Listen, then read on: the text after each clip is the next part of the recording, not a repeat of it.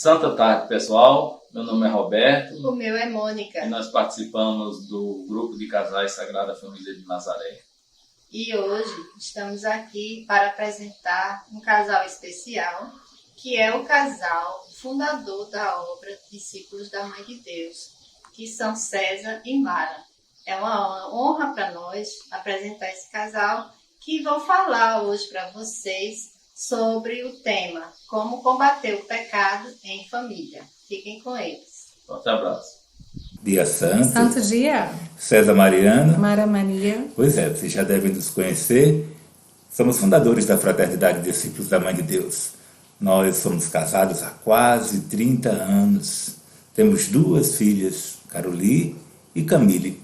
E como comunidade, como filhos espirituais... Alguns no coração. Alguns no coração, muitos filhos espirituais por aí. Mas é mostrar que o matrimônio ele se faz fecundo, né? Se faz fecundo de várias formas. Tanto da forma natural, como da forma espiritual. E esse grupo, Sagrada Família de Nazaré, é um grupo muito do nosso coração, a qual, como família, precisamos acolher a todos. A todos, quando eu coloco, não é todo modelo de família como o mundo coloca, mas acolher todas as famílias que buscam a Deus, as famílias que buscam estar no regaço de Deus, as bênçãos, a proteção da Santíssima Virgem Maria.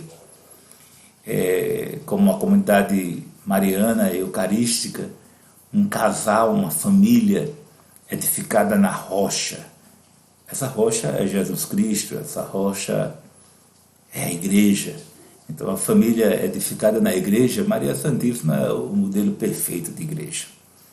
Então o que eu posso colocar para introduzir é que as virtudes da Santíssima Virgem Maria são extremamente importantes e edificadoras para que a família esteja sobre a rocha. A profunda humildade, a humildade ser vivida por todos os membros da família. Humilde é deixar o outro ser maior que você. Não é que a família seja uma cooperativa, mas que todos deem direito ao outro, respeitando o local hierárquico, obviamente, que não é uma cooperativa. O pai é o chefe da família, a mulher é o pescoço dessa família. Não estão para competir, mas para se somar. Mas viver a humildade entre esposo, esposa e filhos e prole como família. Uma fé viva, uma família que tem uma fé que reza junto, uma oração contínua. Filhos que rezam com os pais, pais que rezam com os filhos, que têm seus momentos de oração. Uma obediência cega, obediência à igreja, obediência aos mandamentos de Deus. Não pode querermos que nossos filhos sejam obedientes se nós não somos obedientes. Se os pais são perversos, subversivos, enganadores, não podemos querer que nossos filhos estejam edificados na rocha da mentira. Mortificação universal, que é uma outra virtude de Nossa Senhora. Temos que morrer para nossas vontades, afinal de contas a gente casa. Eu casei para fazer Mara feliz e ela casou para me fazer feliz. Eu casei para preenchê-la, ela casou para me preencher, para me completar. E os filhos como fruto dessa complementação. Mas temos que morrer para nossas vontades.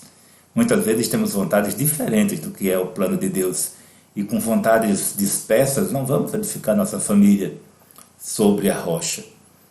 A pureza divina, a pureza do casal, a pureza do estado de vida do matrimônio, a pureza no respeito, no falar, no viver, no que se fala, no que se assiste, no que se compartilha nas redes sociais, nas amizades. Se o casal vive a pureza, os filhos conseguem viver a pureza. A caridade, o dar-se um para o outro, a caridade ardente da Santíssima Virgem Maria também como uma virtude para ser vivida em família, o desapego. O pai sendo desapegado, o pai fazendo ofertas e caridades, a mãe fazendo, a mãe dando, se os filhos também serão caridosos para com todos. A paciência mútua, que precisa existir, a doçura entre todos. Educar no mundo de hoje está cada vez mais difícil, até nessa sociedade moderna que As crianças estão sendo educadas sem apertar a mão, sem cumprimentar, porque elas têm medo de pegar doença. Então, que sociedade é essa que nós estamos edificando sobre a rocha, que agora, daqui para frente, vai ter medo de se tocar, de se cumprimentar? Mas vamos ter que edificar nossa família sobre a rocha, com muita sabedoria. Então, Jesus Cristo, a sabedoria eterna e encarnada, fruto da Santíssima Virgem Maria, Ele vai nos dar a sabedoria de viver como família de Nazaré, né, Mara? Da mulher ter a sabedoria de ser uma mulher virtuosa e ter o seu marido como apoio, como um suporte, mas ela também com autonomia. Um marido que com sabedoria saiba cuidar de sua esposa como Cristo cuidou da igreja. Sabedoria vem de Deus.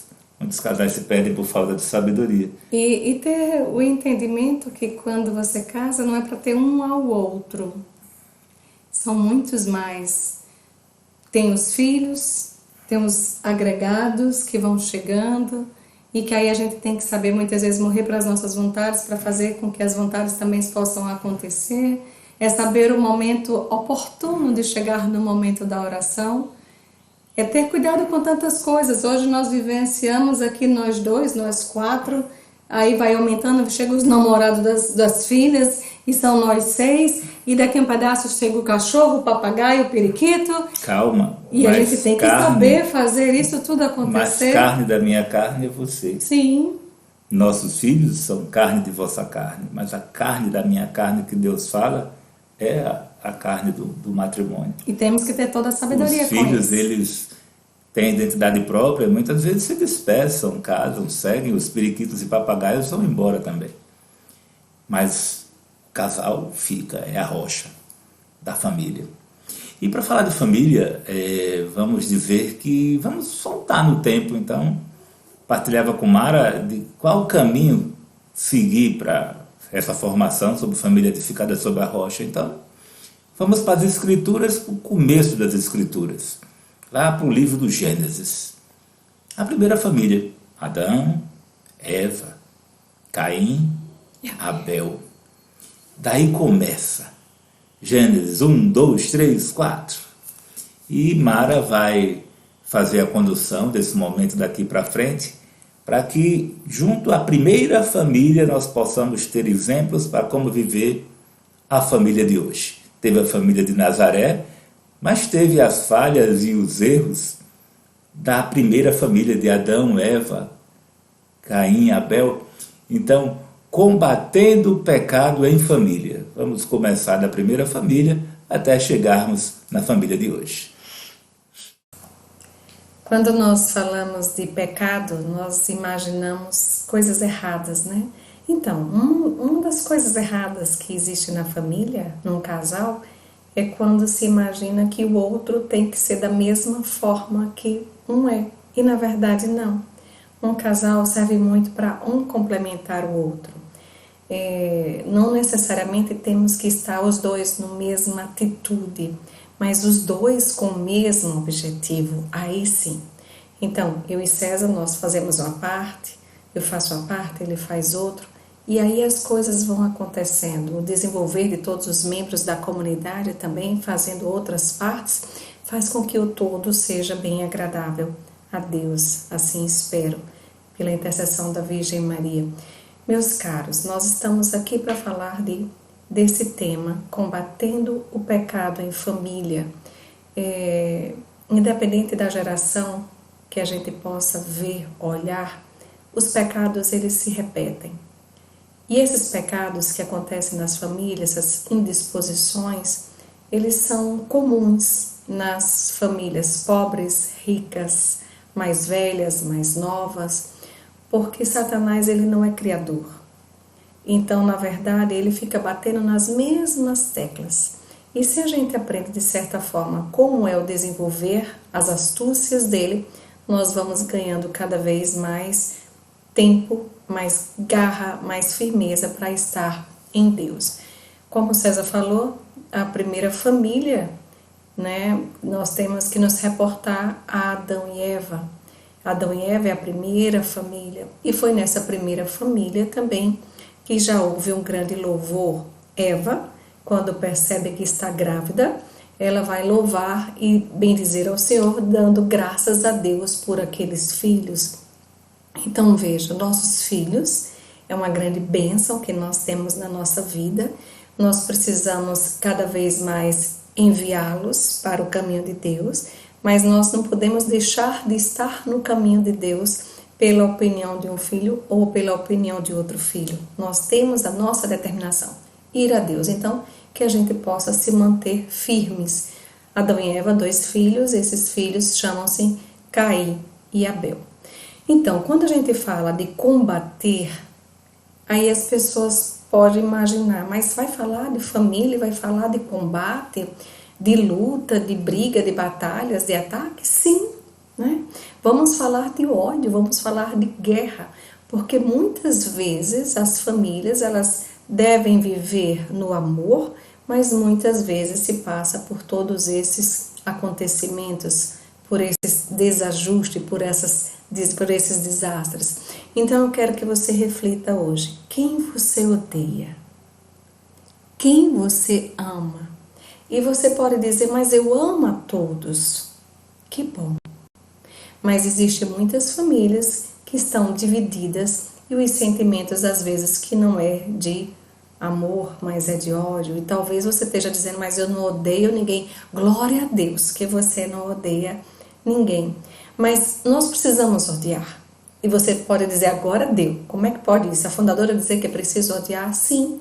Existem ódios que devem ser combatidos, mas nós precisamos observar bem as coisas, observar bem as situações. Por exemplo, você ama seu filho, sua filha, né? Então pense bem, talvez você ainda não tenha filhos, ainda não constituiu filhos, mas uma coisa que irrita uma mãe é saber que alguém está querendo pegar seus filhos. Uma mãe vira uma leoa para defender seus filhos, sua ninhada.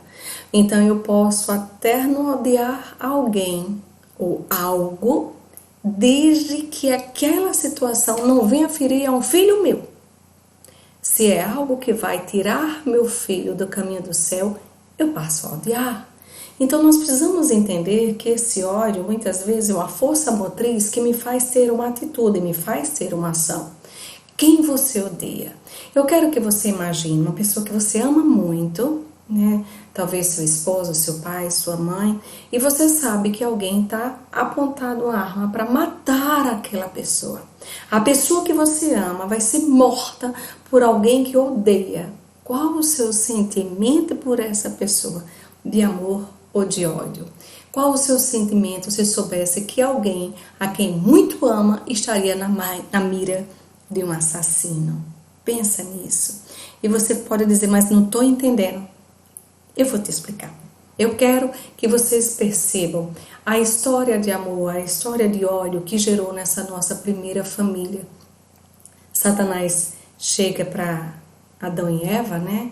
Quando eles se colocam que não vão comer daquele fruto, porque Deus fez uma observação que todos os frutos poderiam comer, menos daquele da árvore da vida. Então ele vai dizer, não morrereis. Veja só, o demônio, ele tem raiva de Deus, das coisas de Deus, das criaturas de Deus, e ele é invejoso. E o princípio do invejoso, sabe qual que é? Se eu não tenho, você também não tem. Então, se Satanás tinha sido expulso do paraíso, digamos assim, que não é do paraíso porque ele foi expulso do céu, e por isso que vai estar na Bíblia, cuidado a terra, ele desceu para vós, então agora ele estava. Por que Adão e Eva vão ser felizes com Deus, se ele não era mais feliz com Deus? Entende isso? Então veja, os 2 filhos, os primeiros irmãos, Caim e Abel. Eu não sei se seus meninos arengam. As minhas 2, quando arengavam, eu chegava e fazia, senta aqui, vocês só vão voltar para a sala, vocês vão fazer alguma atividade quando vocês fizerem as pazes. Mas por quê? Porque Caim e Abel também tinham essas dificuldades de relacionamento. No Tratado da Verdadeira Devoção, um livro escrito por São Luís Maria Grão de Montfort, se você ainda não é consagrado, peço a Deus a graça que você venha a ser, Vai ter um artigo que Montfort vai dizer assim: Eva, ao obedecer à serpente, perdeu consigo todos os seus filhos e entregou os demônios. Imagina só. Eva não obedeceu. Se ela tivesse obedecido, se ela tivesse sido fiel a Deus, não teria acontecido com os filhos dela o que aconteceu. Então, muitas vezes, você tem que estar muito atento ao que você está fazendo, como você está se comportando. Por quê? Porque o destino, né, as gerações também, de certa maneira, vão sofrer. Abel tornou-se pastor e Caim um lavrador.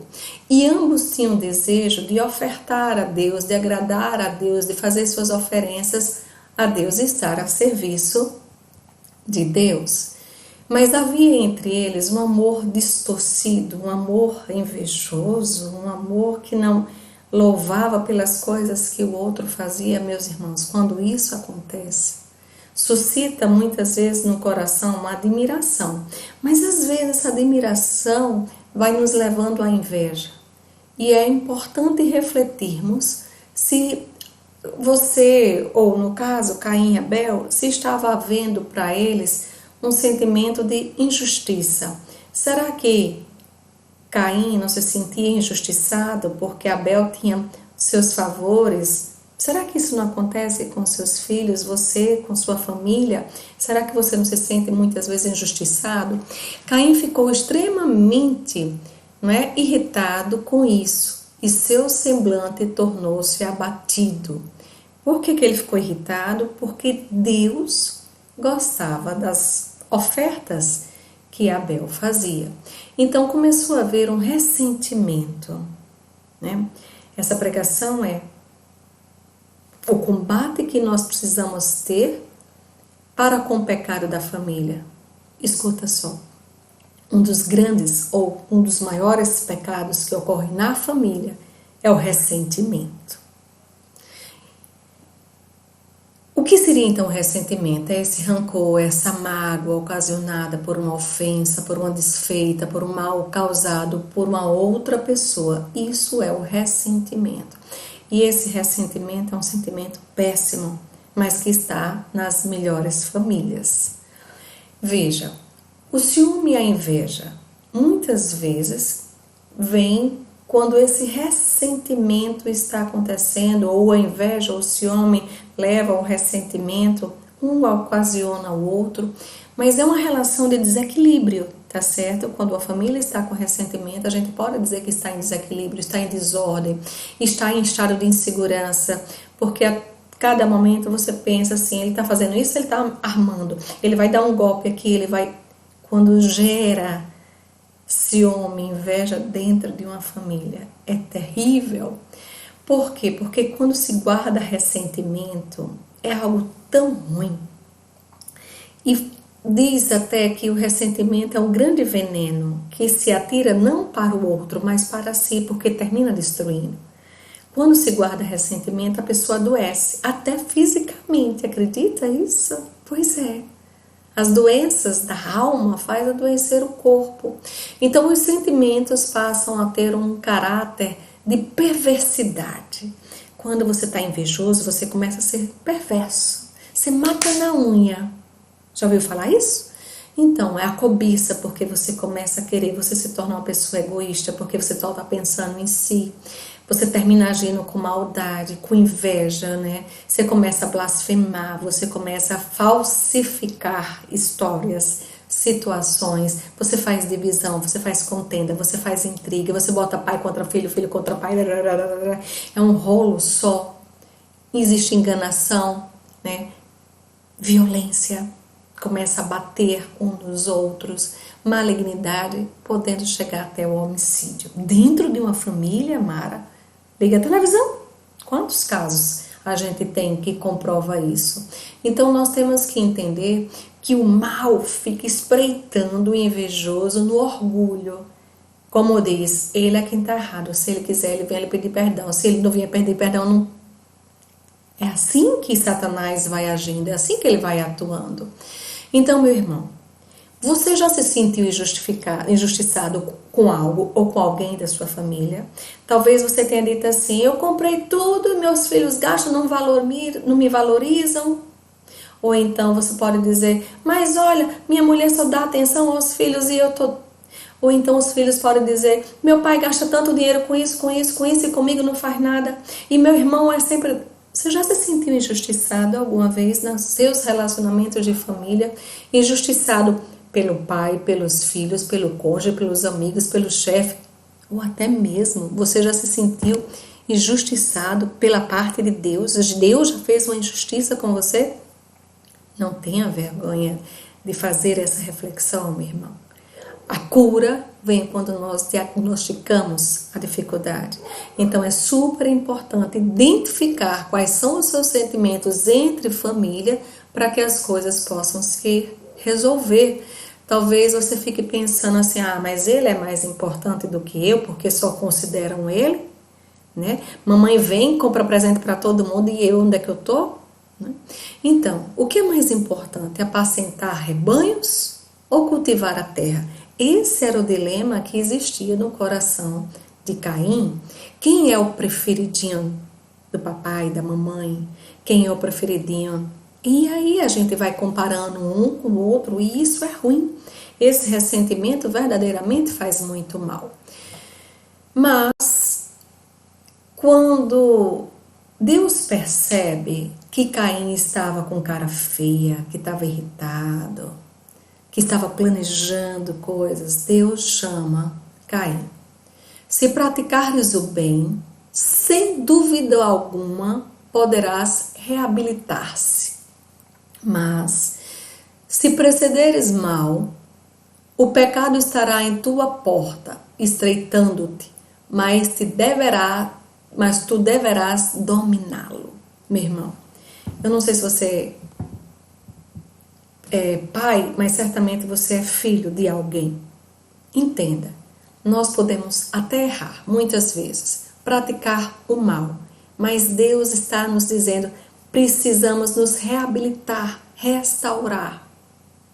E Ele vai dizer mais: não podemos deixar que Ele venha nos dominar. Então, muitas vezes nós estamos deixando o mal dominar as nossas famílias. Entende? Então, se tem que existir da parte resignação, porque quando a resignação não chega no coração que está ressentido, a revolta vai chegar. E aí? Como é que vai atuar? Então, é necessário o perdão, era necessário que Caim se perdoasse.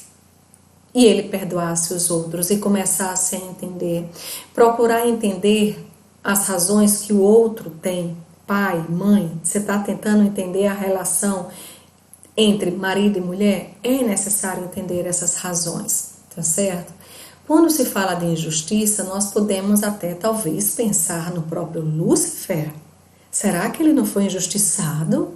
Pensa bem, não estou querendo fazer aqui as pazes, mas eu quero que você reflita que quando a gente está numa ótica, a gente vê aquela situação. Se mudar de ótica, pode haver outra. E aí onde é que a família precisa sentar e conversar e esclarecer as coisas que acontecem.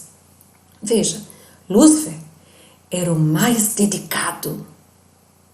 Era o anjo mais que estava próximo de Deus. O mais forte, o mais belo, o mais poderoso intelectualmente, o mais próximo de Deus, o portador de luz. Mas ele não foi escolhido para ser o rei do universo. Ele era o príncipe das trevas, príncipe deste mundo tenebroso, mas não rei. E aí eu quero que vocês pensem, será que foi uma injustiça que Deus fez com Lúcifer? E aí nós temos que entender que Deus tem suas escolhas. E não é porque um tem uma habilidade ou não tem habilidade, é porque Deus escolheu. Mas veja, Lúcifer começou a se encher tanto com tudo que ele possuía, que ele pensava que ele era o próprio Deus. Imagina ele receber uma revelação como essa. Digamos que tenha sido assim o diálogo que houve. Homem e mulher os farei, terão filhos. Deus contando, não é? A Lúcifer que iria criar o homem e a mulher. Homem e mulher os farei, terão filhos. Vós sereis para eles anjos da guarda. Vós os conduzireis a mim. Lúcifer deve ter tido um impacto, porque ele achava que era ele o melhor. Já aconteceu isso com você, meu irmão? Pois bem, precisamos combater. E aí, não será uma injúria à dignidade de Lúcifer, uma afronta, ver que o rei, que ia imperar céu e terra, nascesse de uma mulherzinha num estábulo? Isso não seria uma injustiça? Claro que não. Deus tem suas escolhas. Mas eu quero que vocês pensem que muitas vezes nós nos achamos com toda a razão e existe um contexto diferente daquilo que nós cremos. Então veja, Caim pegou alguns produtos agrícolas. Abel ofereceu o de melhor, pegou a sua maior ovelha e ofereceu como sacrifício. Veja o relacionamento entre esses dois irmãos. Caim pegou alguns produtos, ou seja, ele foi na terra, cultivou a terra, colocou a semente, aguou, fez isso, fez aquilo, deu muito trabalho. Enquanto que Abel ficava apenas vendo os animaizinhos crescer, botavam pastos e pronto. Mas qual foi a oferta que foi agradável a Deus? A de Abel. Não foi o de Caim. E muitas vezes o que acontece é isso. Você pode dizer assim, eu morro de trabalhar. Sim, mas você não está fazendo de coração. Será que não é assim que está acontecendo? Abel fez de coração. Mesmo que talvez tivesse menos esforço dele, era de coração o que eles faziam. Meu irmão, entenda, a inveja mata, a cobiça mata, o desejo de maldade mata. Talvez você esteja vivinho aí da Silva, se belisca, você está vivo, mas e sua alma? Porque quando a alma está morta, a desgraça impera. E aí a gente tem que dizer, socorro Virgem Santa, pelo amor de Deus. Não deixa a minha família morrer. Não deixa a minha família padecer de tantas desgraças. Entende, irmão? Vamos lá, essa é a imagem de Caim. Você já tinha visto? Caim, ele é perseguido por Satanás, né? A cobra aí, o envolvendo, o inspirando. E para que vocês vejam o grande absurdo que Lúcifer sentiu, foi dele ser anjo e ter que guardar os homens. Para vocês verem como Caim estava possesso por Satanás. Na palavra, quando você pega lá em Gênesis 3, o Senhor disse a Caim, onde está seu irmão Abel? Caim respondeu, não sei. Sou porventura eu o guarda do meu irmão? Por que guarda? Porque era justamente aquilo que mais oriçava Satanás. Ter que guardar, servir ao irmão.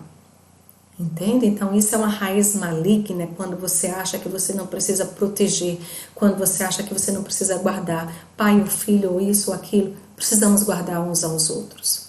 Deus é misericordioso. No fim da história, mesmo Caim tendo errado, Deus ainda dá a possibilidade dele ter uma marca de Deus e que os outros não o fizessem mal algum.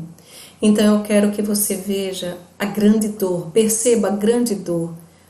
Nessa figura aí está Eva, Abel e Adão. Que dor é uma família ver um ente seu morto e morto por um irmão. Se vocês não tomarem a rédea de sua família, essa desgraça pode acontecer com vocês, como pode acontecer comigo também. Estava próximo do juízo, os discípulos de Jesus perguntaram a ele como é que seriam esses passos, e o Senhor diz que nesses tempos o irmão entregará seu irmão à morte, o pai seu filho, os filhos levantar-se-ão contra seus pais e os matarão. Sereis odiados todos por causa do meu nome, mas aquele que perseverar até o fim será salvo. Meus irmãos, estamos literalmente nos últimos tempos. Teremos a vinda do Senhor Jesus, os homens ressuscitarão para o julgamento final e chega o juízo. Satanás sabe que pouco tempo lhe resta. E o que ele vai fazer? Insídias, intrigas, discórdia entre as famílias, ressentimento entre as famílias.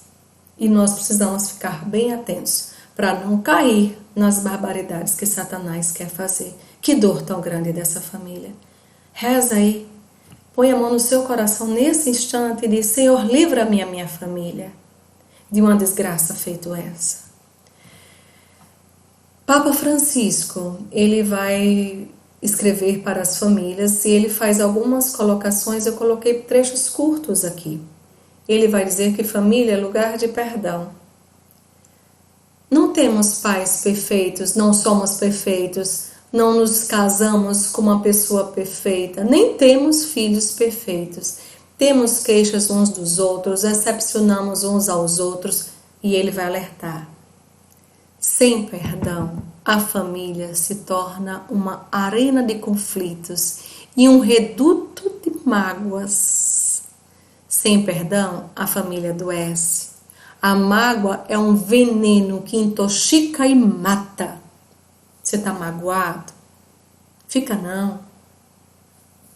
Pede ao Espírito Santo que venha abonar essa mágoa. Entrega no coração da Virgem Maria. Vai lá e coloca dentro do Sagrado Coração, do Imaculado Coração, essa mágoa. Ressentimento acaba com as famílias. Essa é uma estratégia perfeita de Satanás, tá bom? Aqui nós temos uma mulher e 2 homens, mas agora é a nova Eva, com João, discípulo amado, e o seu filho Jesus. Talvez Satanás tenha pensado que tenha sido uma injustiça o que fizeram com ele, mas será que a Virgem Maria não vê também uma injustiça? Sabe quando aquele julgamento, naquele momento da Santa Missa, quando nós estamos na Semana Santa, que no jornalzinho tem todos e todos ficam gritando: crucifica-o, crucifica-o. Isso foi uma injustiça. Existe o livro das Lamentações e vai dizer uma frase que eu acho que se cai muito bem para a Virgem Maria.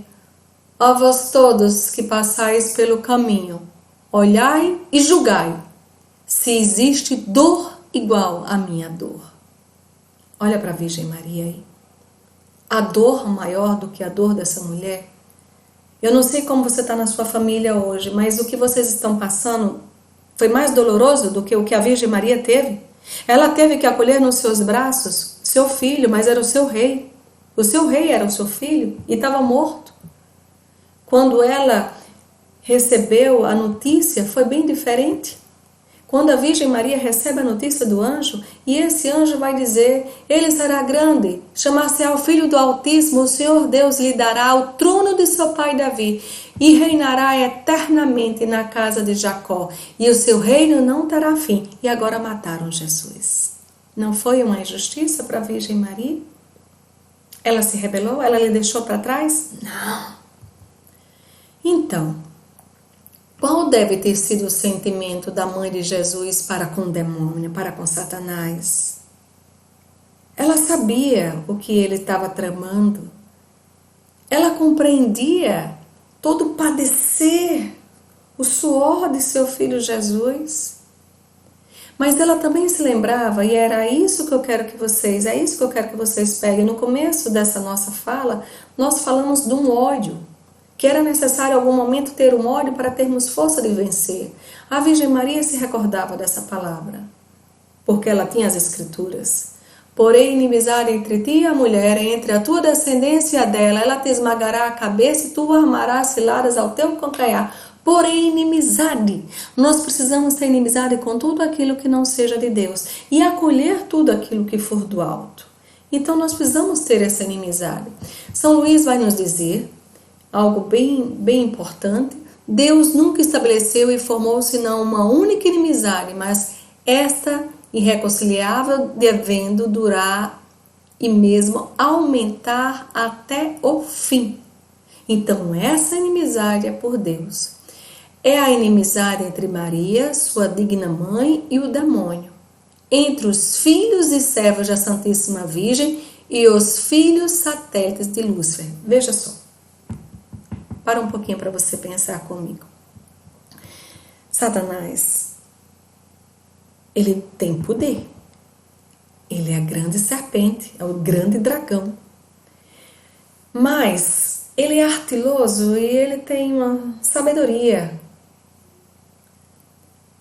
Ele pode lutar contra você, mas ele pode botar que nós lutemos um contra os outros. E se eu luto contra a minha família, todo mundo cai. E ele vence. Então, em vez, muitas vezes, dele estar lutando diretamente conosco, ele está colocando para que a gente tenha contendas entre a nossa família, para que a gente se destrua nos ressentimentos que nós temos um para com os outros. Mas, entenda, essa guerra não é só com a Virgem Maria, mas com a descendência. Eu sou descendência da Virgem Maria. Satanás vai fazer guerra contra mim porque eu sou descendência dela, mas antes de eu ser descendência dela, eu tenho minha cabeça afundada. Porque vai pisar na cabeça. Entende? A Virgem Maria é essa augusta rainha. Ela é a mais terrível inimiga que Deus armou contra o Satanás. Deus deu ódio para a Virgem Maria sentir ódio a esse dragão. E nós precisamos também alimentar cada vez mais esse desejo de Satanás não fazer parte das nossas vidas. A Virgem Maria, não é, quando se fala dessa relação, este ímpio orgulhoso a teme, não só mais que a todos os anjos e homens, mas num certo sentido mais do que ao próprio Deus. Satanás, ele é orgulhoso. Então, ser vencido por Deus, de boa. Mas ser vencido por uma mulher? Não. Então, por isso que é uma agressão maior ainda. Deus conferiu a Maria Santíssima um grande poder de socorrer os filhos, um grande poder de estar com os filhos de Deus. Meus irmãos, eu não sei como é que vocês estão fazendo a leitura desses tempos, né? O carisma de nossa comunidade é preparar as pessoas para a vinda gloriosa do Senhor. E quando nós olhamos os acontecimentos, quando você pegar o livro, Sagrada Escritura, o Evangelho de São Mateus 24, e lá vai detalhar o que vai acontecer como sinais dos tempos de Deus, nós vamos ver que nós estamos nos tempos, viu? Nós estamos nos últimos tempos. Estamos nos últimos tempos. Não temos mais tempo para ressentimento. Você vai perder seu filho porque você está ressentido com ele? Você vai deixar de visitar seu pai ou sua mãe porque você está ressentido com ele? Montfort vai dizer que no fim do mundo, e em breve, o Altíssimo e sua Santa Mãe devem suscitar grandes santos, serão escolhidos para se opor aos inimigos de Deus. Grande santo, você também? Nós estamos aqui nesse mundo para sermos inimigos do inimigo de Deus. Entende isso? Você pensa que isso vai ficar barato? Não vai mesmo. Mas você tem que ter sua família edificada na rocha. Aí vai fazer sentido. Então, os apóstolos dos últimos tempos, é assim que a Virgem Maria aparece em La Salette, e ela vai convocar os apóstolos dos últimos tempos. Levantem-se, apóstolos dos últimos tempos, é hora, é chegada a hora. Levarão todo mundo por suas palavras e exemplos da verdadeira devoção. Você e sua família vai levar todas as outras pessoas para uma verdadeira devoção. Quando isso acontece, e talvez isso esteja acontecendo na sua família, por isso que esteja desencadeando tantas intrigas, vai aumentar cada vez mais o ódio, mas isso vai trazer muitas vitórias também. Deus constituiu não somente uma inimizade, mas inimizades entre justamente a descendência da Virgem Maria e a descendência de Satanás. A Virgem Maria tem poder e ela vai brilhar. Essa devoção a Nossa Senhora, ela nos oferece assistência materna, tá? A Virgem Maria vai se dar como seu escravo de amor, ela vai nos guiar, ela vai nos defender, ela vai nos proteger. Chama a Virgem Maria para ser essa mulher a advogar na sua família. Pare de só ficar vendo os aspectos negativos que seu ou a sua tem, ou Não. Quando a gente se apega muito aos aspectos negativos que o outro tem, a gente começa a ter muitas frustrações, vergonha, inveja. Mas ao mesmo tempo, se você só se apegar aos aspectos positivos que aquela outra pessoa tem, corre o risco daquela pessoa se achar muito cheia de si. Então tem que ter o equilíbrio. A devoção à Virgem Maria é um meio excelente para procurar a maior glória de Deus. Então, meu irmão, se você faz uma coisa, ou outra pessoa faz a outra, ou outro faz outra, mas se toda a sua família estiver querendo a glória de Deus, essa família vai estar edificada na rocha. A rocha é Deus, a rocha é Cristo. Entendam isso. Montfort enfatiza a grande importância que existe na experiência espiritual coletiva. E o que é que ele fazia? Ele não só convidava um membro da família para fazer a consagração, ele chamava a família. Ele chamava isso experiência espiritual coletiva no lar cristão. Ele estimulava a prática da verdadeira devoção à Santíssima Virgem. Dessa forma, estaremos combatendo o pecado em família. Consagre sua família. Mesmo que alguém ainda não esteja fazendo efetivamente, na hora que você estiver renovando suas consagrações, coloque o nome deles no coração lá. Porque se sua família estiver com a Virgem Santa, estaremos combatendo. Deus os abençoe, ricas bênçãos.